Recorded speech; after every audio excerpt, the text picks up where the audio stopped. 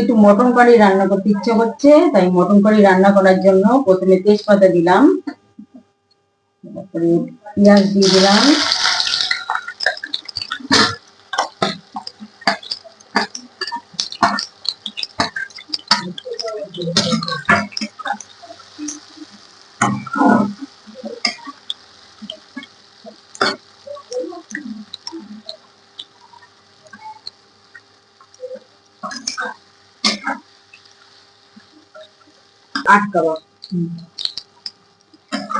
পেঁয়াজটা একটু ভেজে নিচ্ছি।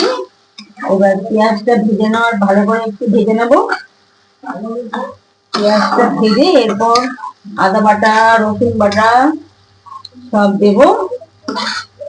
তারপর মাংসটা দিয়ে ভালো করে কষাবো।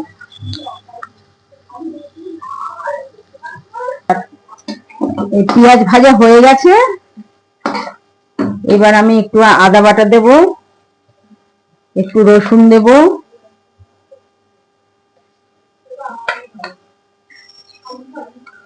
একটু টমেটো দেব। এবার দিয়ে ভালো করে কষাবো। কাশ্মীরি লঙ্কার গুঁড়ো দিতে হবে।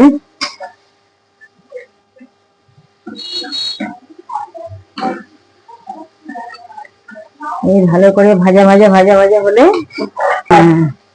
একটু কষানো আস্তে আস্তে হচ্ছে।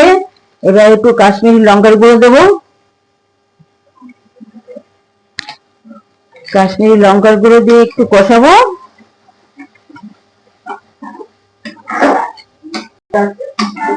মশলা কষানো হয়ে গেছে, এবার মাংসটা দিয়ে দিচ্ছি।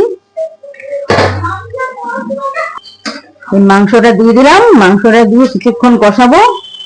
কষানো হয়ে গেলে সেদ্ধ হয়ে যাবে। সেদ্ধ এবার নামাবার আগে একটু গরম মশলা দিয়ে নামিয়ে ফেলবো।